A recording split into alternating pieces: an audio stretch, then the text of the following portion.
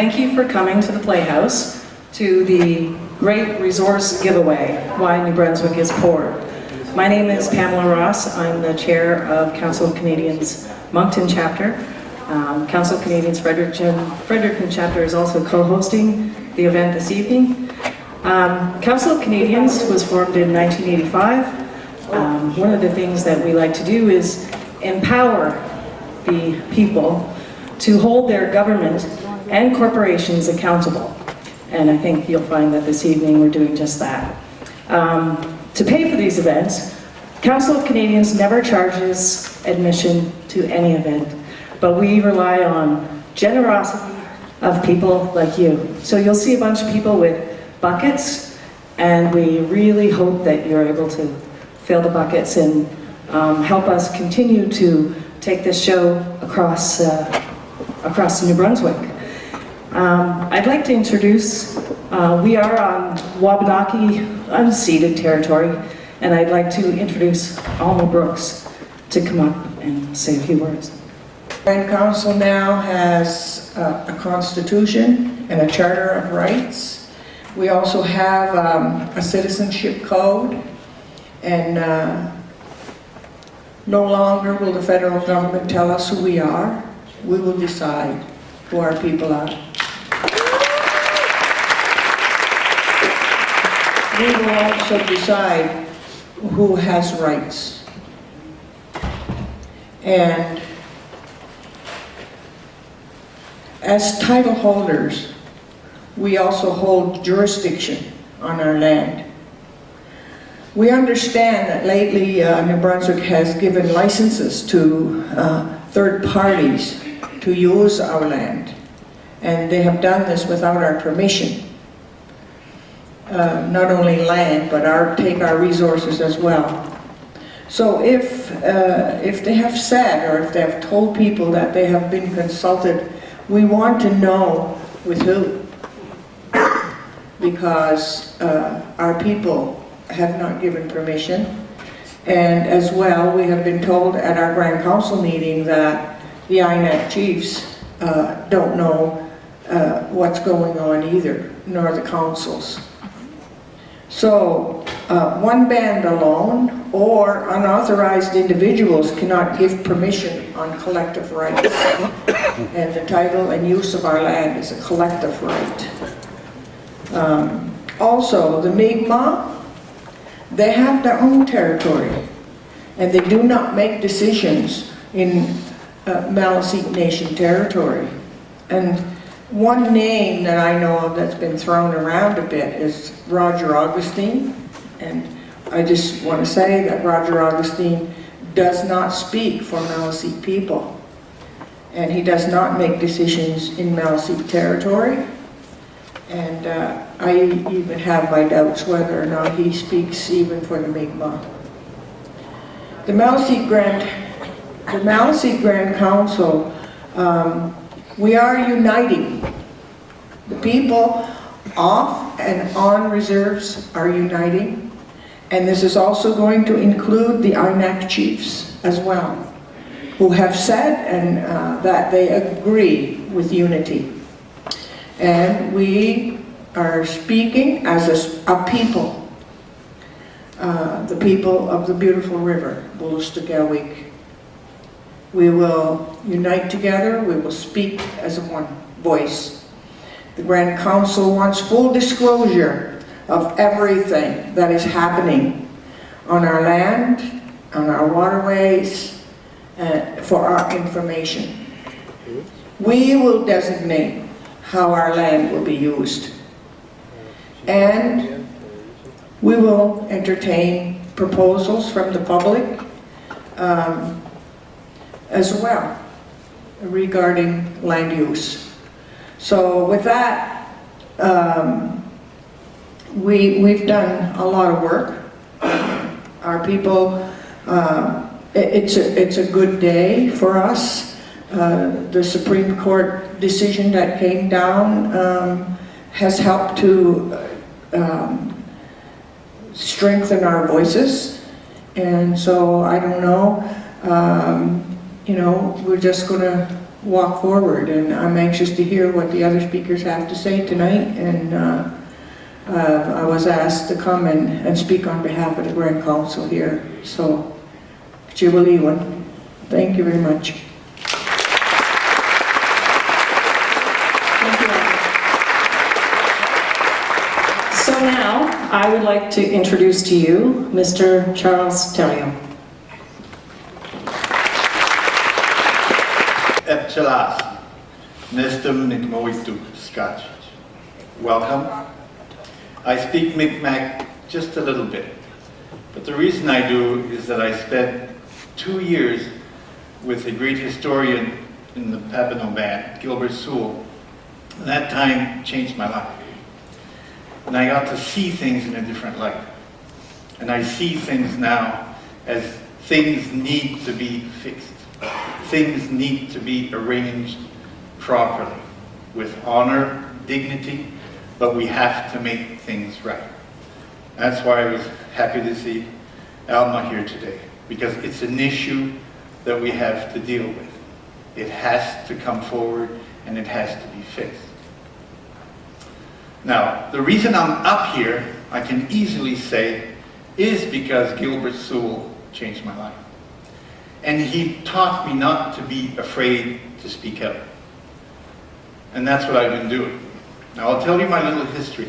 I've been a filmmaker now for 37 years in New Brunswick, and I've always been giving my voice to others. Now I've decided to stand in front of the camera for the first time in my life and give voice to the people around me. I moved to Kedgwick 7 years ago, and I, like every other New Brunswicker, thought that the forest industry was well, that it nourished our province. I had always understood it was our largest economic engine and that everything was hunky-dory. When I moved to Kedgwick, it didn't take me very long to find out that things were wrong. Now, Kedgwick really is in the center of northern New Brunswick. You've got Edmundston in one corner, Hamilton in the other, and right dead center in the middle of all that forest is Kedgwick. So people live, 90% of the economy is really created from the forest. Well, one day I find this young man who had attempted to commit suicide. He was 27. And I said, why? He says, well, you know, I couldn't take it anymore. I'm in debt up to my ears. My wife was leaving me because I wasn't, you know, talking to her anymore. I wasn't seeing the kids anymore. I said, what kind of debt are we talking about? He said, well, $450,000. What? Yeah. Says, if I wanted to work, I had to buy this machine, and I had to get it co-signed by the Irving Company so that I would actually work. And work he did. You know, 18 hours a day, and then his machine had to work 24 hours a day, and he had to hire crews to work it around. Anyway, it just became really, really overwhelming for him. So, started asking around, and everybody else was in the same boat. You know, choked to death, economically captured. And, okay, so what's going on? Then I get a phone call from a friend of mine, Jim O'Connor. And he said, Charles, I have something to tell you. I says, okay. So we go and have a couple of beers. He says, 3 months ago, I went with the mayor and the union of our mill, because we're a mill town and it run 7 months a year, one shift. It was having a hard time keeping alive. We went to Fredericton, and the Irving Company asked us to ask for more wood. We needed another 44,000 cubic meters of wood, so then we would run 10 months a year. So we go to Fredericton, and the mayor says, okay, we need another 44,000 cubic meters of wood. Our community is struggling, and we should have that wood because we're surrounded by the largest license in New Brunswick, the #1 license, so that it makes no sense. We should be able to keep our boys working. Deputy Minister has got this page sliding back and forth. He says, oh, I don't understand. You guys should have more than enough wood to operate year-round. The mayor says, no, we have so much wood from one license and so much wood from another. We need another 44,000 cubic meters. Deputy Minister flips the page, and 3 years prior, they had allocated to the Irving Company, or to the mill in Kedgwick, an extra 83,000 cubic meters of wood. So he says, I don't get it. You guys should be working full-time 2 shifts. The mayor looks at that and goes, no, that's never been cut here. And the union guys say, that's never been cut here. Yet the Irving Company was reporting that it was. There was an Irving Company rep there, and he goes, oh. They had forgotten that they had been, I call it stealing the wood from our mill, sending it somewhere else, keeping our mill choked. Why? I don't know. But when this guy told me that, I said, this makes sense. And then so I called one of our councillors and I said, do you know anything about this? He says, no. The mayor hasn't told us anything. This is true. And then I called the president of the Chamber of Commerce. She said, I know nothing about this. So see, the mayor, the Chamber of Commerce, and even the union had known about it for 3 months, had not mentioned it to the councillors, nor to the members, nor to the union members. But wood had been leaving, not coming to our community, although they had been declaring it was being cut in Kedgwick. That represented $1 million in hard-earned salary every year for 3 years. So that's a minimum of $6 million of economic activity that we did not get in our community. So I got kind of mad. I wrote Mr. Irving a letter, an email, sent it off to him. An hour later, I get a phone call from the president of the union screaming in my ear saying, Charles, you stay out of this. This is none of your affairs. This is union affair. I said, hold on now. Is this Crown Forest? Yes. Well, apparently we are all owners of the Crown Forest here. So I do have an interest. And if that wood that's been stolen is affecting my community, my neighbors, our commerce, then I should find out something about it. I have a right to say something. Now, I write a letter to all of the newspapers, everyone, stating this is what I found out, this is the proof, here it is. Nothing. I call CBC, nothing. I call Radio Canada, nothing. The only one that got back to me was l'Acadie Nouvelle, the French newspaper. You know, Irving doesn't own it yet. Although right now, as of the last 6 months, they publish it, they distribute it, and they actually work out of Irving-owned offices. But they don't own it yet. The only other one, I think, in New Brunswick is the St. Croix Courier. But everything else. But nobody, other than l'Acadie Nouvelle. So at least the journalist calls the deputy minister, calls the minister confirms, yes, this is a true document, and it's up to the Irving Company to make sure that that wood works its way back to Kedgwick. And that in the following years, now he has to include that extra 83,000 cubic meters. So right now, in Kedgwick, the mill is working 12 months a year, 2 full shifts, and everybody's happy. But you know what? The workers still hate me. Why do they hate me? It's because I remind them that they're scared. When that all came out, and then the reaction right away was, Charles, shut up because Irving's going to close the mill. He's going to hurt us, just to get back at you. He's going to hurt us. And I was intimidated, and our dog was poisoned, and they blocked the entrance to our driveway. Trucks, I have to get out there and tell the guys, come on guys, you know. And at night, you know these $1,000 to $1 million watts of light? They drive by 2 or 3 in the morning and flash it in our windows. That's to intimidate. Even though they started working in the mill, the wood was coming in, and then to me my logic was, okay, you know in the 1800s, when you had the black slaves in South US, there were 1,000 slaves in a cotton field and it only took 10 white people to control the 1,000 slaves. And if one of the slaves stood up and said, this is not right, the others would, sit down, you'll get noticed. You know, they're mad at us and they'll harm us. Well, you know, that instituted fear still exists in our communities. So I, as a filmmaker, I'm really curious. And I went, okay, hold on, what's going on here? I wasn't expecting this. So then I start finding out things, and I start digging. I find out that the Minister of Natural Resources, just from an article I'm reading, is saying that the Irving paper reported, that basically the minister says that the private woodlot owners are not selling their pulpwood, and they're basically, starving out here, and it's competition with the Crown wood pulp. So he's ordered all the private companies, all the licensees, to leave the pulp in the woods so that the private woodlot owners can sell their pulp, at least make some money. And next day I find out the Irving company says, no, Jim Irving says, I'm sorry, we have a special arrangement with the government. I don't have to listen to the minister. My machines are going to stay in the wood and we're going to keep pulling pulp out. Now, what's going on here?